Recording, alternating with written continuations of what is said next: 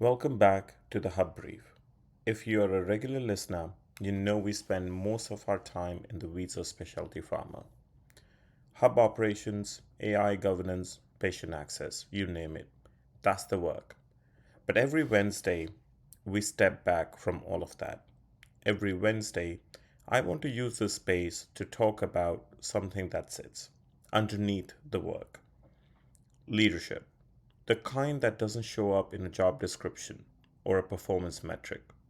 The kind that shapes everything, whether you're running a hub program, leading a team, or just trying to figure out if you're doing this right. These Wednesday episodes aren't a continuation of the series, they stand on their own. You don't need any background, just bring yourself. And today, I want to talk about something on leadership that most people won't say out loud. What happens to you inside when you've given everything and the system still doesn't see it? Not the professional version of that, the real version. The one that sits with you at night. You coached your people. You held the hard conversations nobody else wanted to have. You were the reason the team didn't fall apart during that stretch when everything was uncertain. And then a number came back, and it didn't match any of that. And something in you went quiet. I want to start with why that silence hits so hard. Because it's just not about the rating. We are the tribal creatures. That's not a metaphor. That's millions of years of wiring. For most of the human history, belonging to the group was the difference between life and death. Acceptance meant safety. Rejection meant you were on your own. And on your own, out there in the wild, you didn't last very long. That instinct never left us. We just moved it into conference rooms.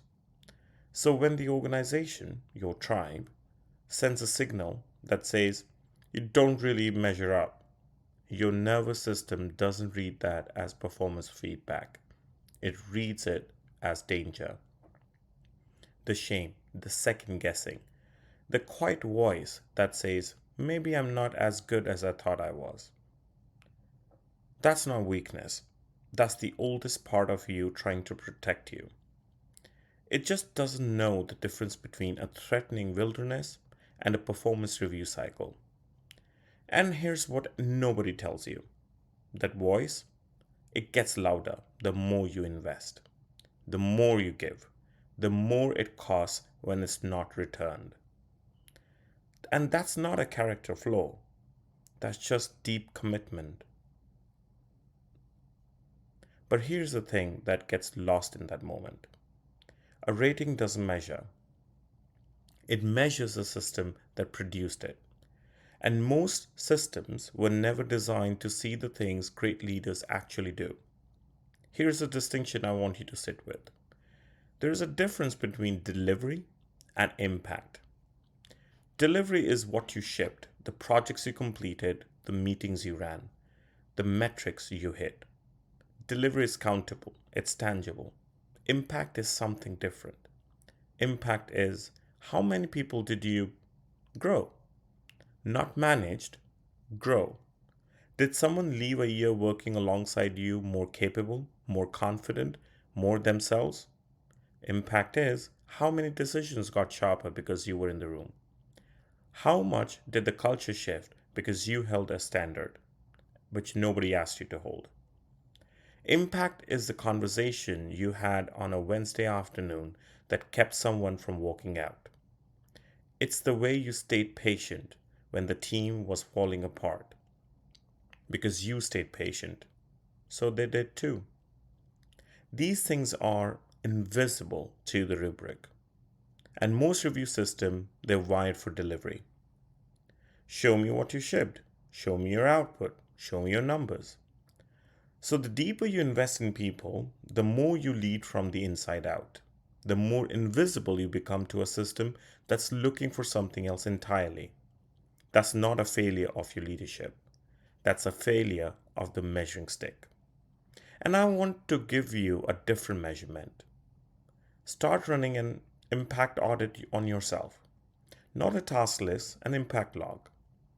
For every goal you set, write two lines: what you delivered and what actually changed because of it. For example, led 5 organizational change projects. The impact: 3 teams now operate differently than they did before I touched them. That's the scorecard that tells the truth. And here's what's important: it's yours. It doesn't require anyone else's signature.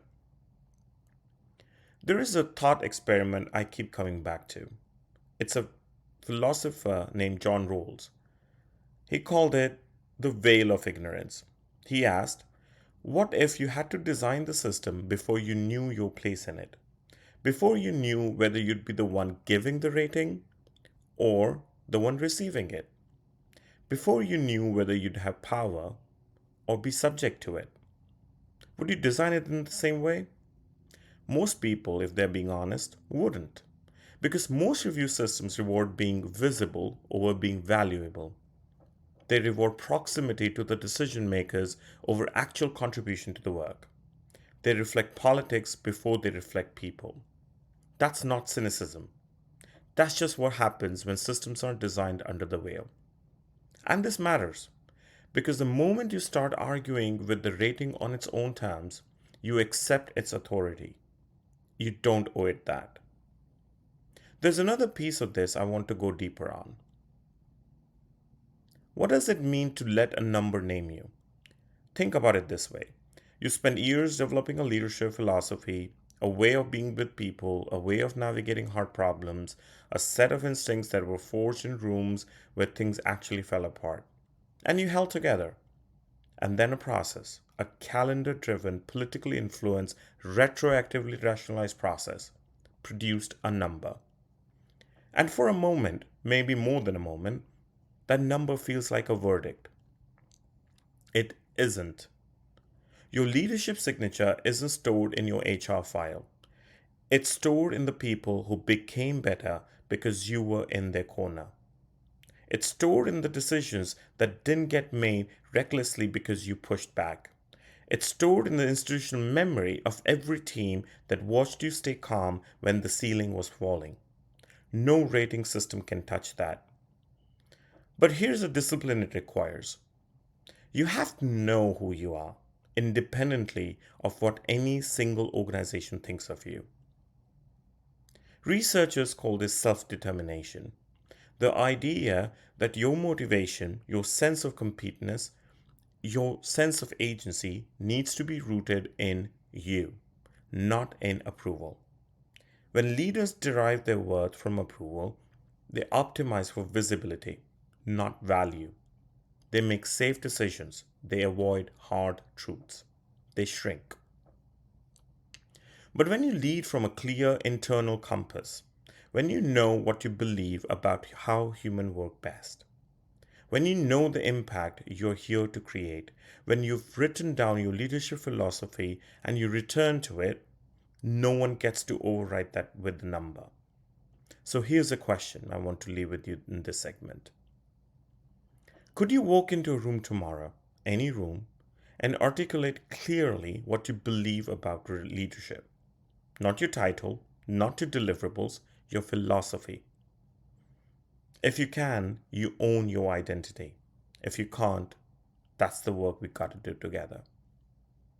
Let me bring this to something practical. There's a version of this conversation that stays in the emotional space, and there's a version that asks, what do I actually do about it?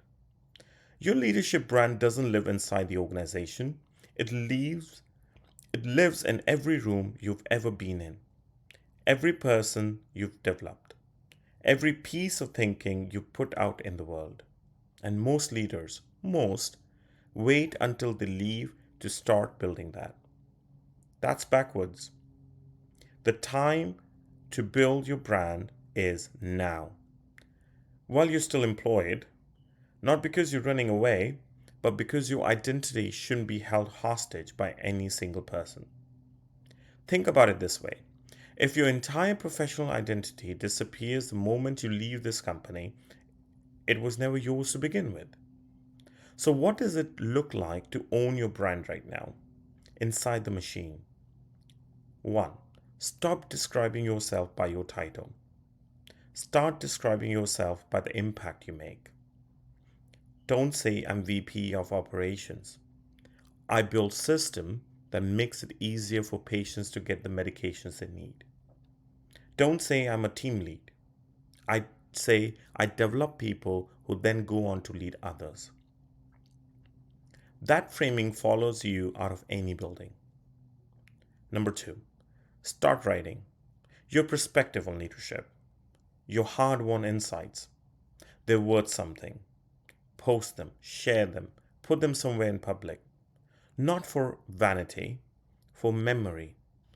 When the organization sends a signal that says you don't measure up, you want to have a body of work that says otherwise. Number 3, celebrate other people publicly. When you consistently lift others, when you become known as someone who makes the people around them better, that becomes your brand.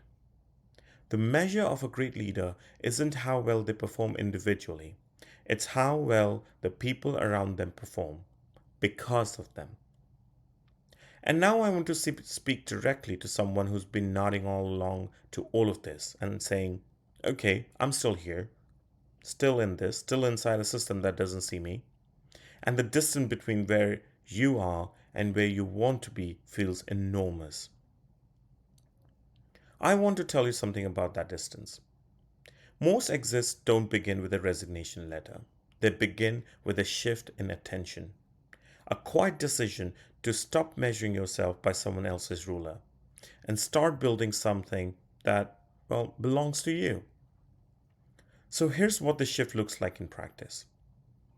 The first thing you gotta do is get honest about everything you do. Where you're going towards. Not away from, but towards.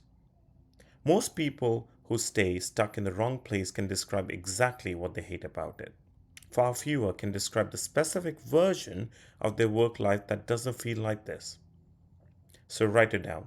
Not a career plan, a direction. What kind of problems do you want to be solving? What do you want to be building with? What does it feel like to do the work that actually fits you? That clarity isn't the destination, it's the compass. Second thing I want you to do, excavate what you've already built.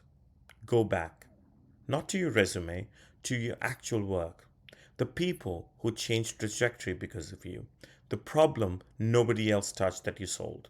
The cultural shifts that happened quietly in a corner over time because you held a standard. Write it all down, date it, keep it somewhere you can find it. Because here's what happens when you do that. You stop asking the system to validate you because you've already done the validation yourself.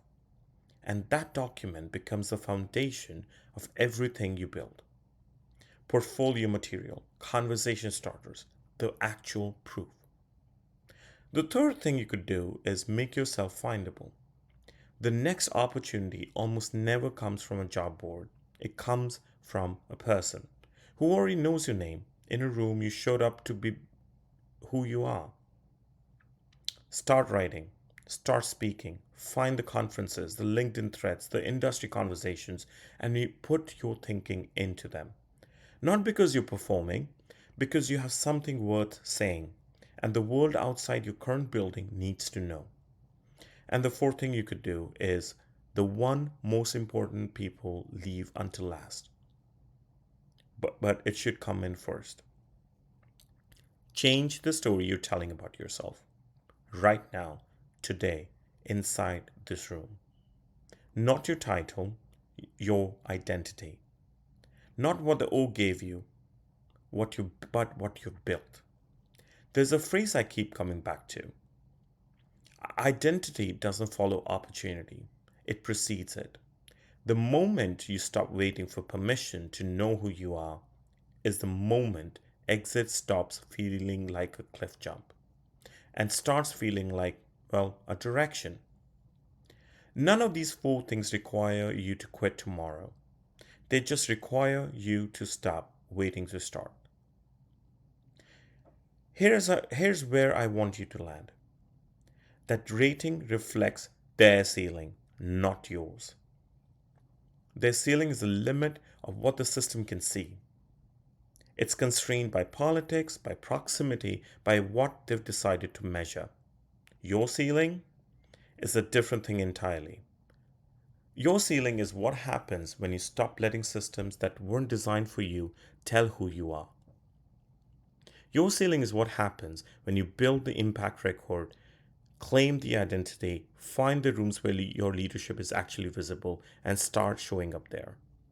Your ceiling is what happens when you stop arguing with the rating and let it be wrong. Sit with that, because somewhere underneath all of that murk, I think you already know it's true. You know the difference between a verdict and a limitation of perception. You know what you've actually done. You know who you've actually been for. Let that be enough. Keep going. And if you need to hear this again someday, come back to this episode. Bring someone who's going through it. This is the Hub Brief. I'm Ankur Jain. The full article behind this episode is linked in the show notes. And I'd love to know what landed for you today. Until next Wednesday.